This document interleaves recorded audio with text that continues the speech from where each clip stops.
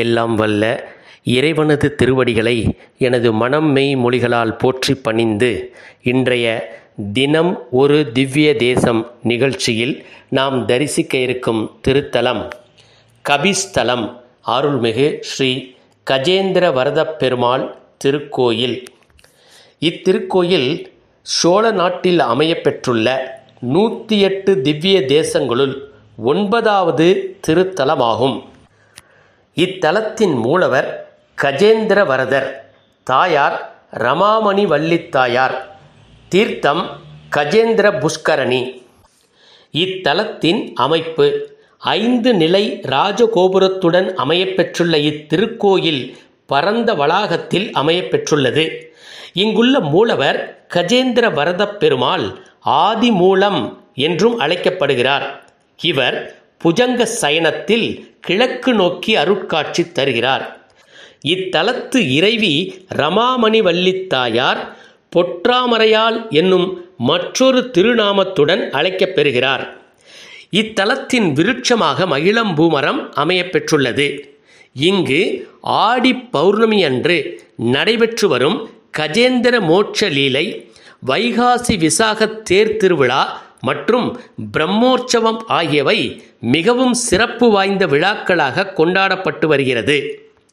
இத்தலத்து வரலாறு: கபி என்றால் குரங்கு என்ற ஒரு பொருள் உண்டு. அந்த வகையில் ஸ்ரீ ஆஞ்சநேயர் கடும் தவம் செய்து இத்தலத்து பெருமாளின் தரிசனம் பெற்றார் என்பதால் இத்தலம் கபிஸ்தலம் என்று அழைக்கப்பெறுகிறது. இந்திரஜூனன் என்ற அரசன் ஒருவன் சிறந்த விஷ்ணு பக்தனாக விளங்கினான். ஒரு சமயம் அவன் விஷ்ணு வழிபாட்டில் தன்னை மறந்து ஆழ்ந்திருந்த பொழுது அவனை காண்பதற்காக துர்வாச முனிவர் வருகிறார்.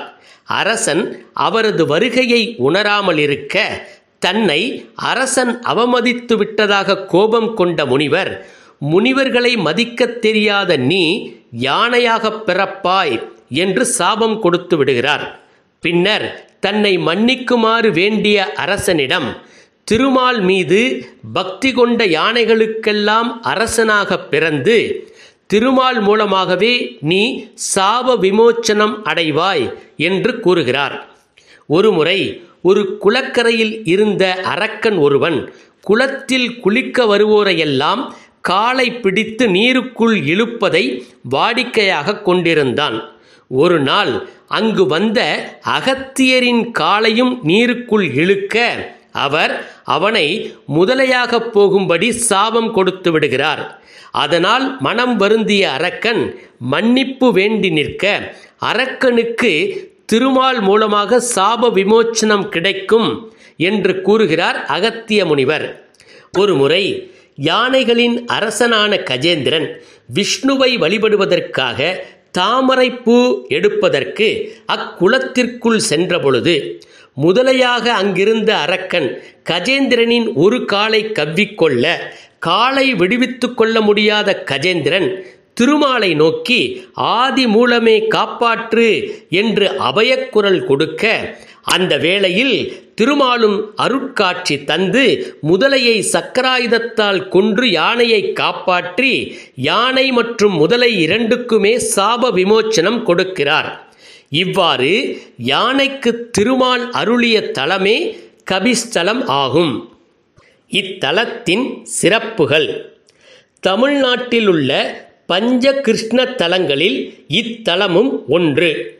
ஏனைய 4 தலங்கள் திருக்கண்ணபுரம், திருக்கோவிலூர், திருக்கண்ணங்குடி, திருக்கண்ணமங்கை ஆகியவை ஆகும்.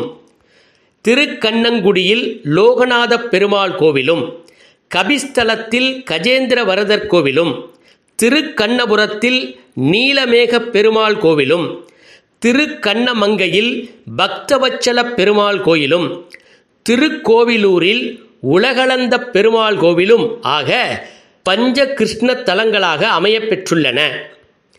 திருமழிசை ஆழ்வார் இத்தலம் குறித்து ஒரே ஒரு பாசுரம் பாடியுள்ளார்.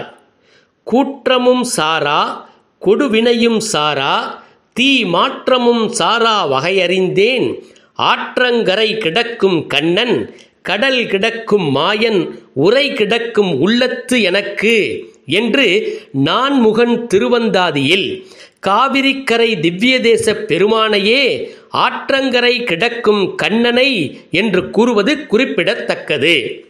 இத்தலம் அமைந்துள்ள இடம் கும்பகோணம் திருவையாறு சாலை வழித்தடத்தில் கும்பகோணத்திலிருந்து சுமார் 15 கிலோமீட்டர் தொலைவில் அமைந்துள்ளது இத்திருத்தலம். கபிஸ்தலம் அருள்மிகு கஜேந்திர வரத பெருமாளை வணங்கி வாழ்வில் எல்லா செல்வங்களும் பெற்று இன்புற்றிருப்போமாக. எல்லாம் வல்ல இறைவனை வணங்கி மீண்டும் மற்றுமொரு திவ்ய தேசத்தில் உங்கள் அனைவரையும் சந்திக்கும் வரை அன்பு வணக்கம் கூறி விடைபெறும் கொத்தமங்கலம் அன்புடன் லேனா.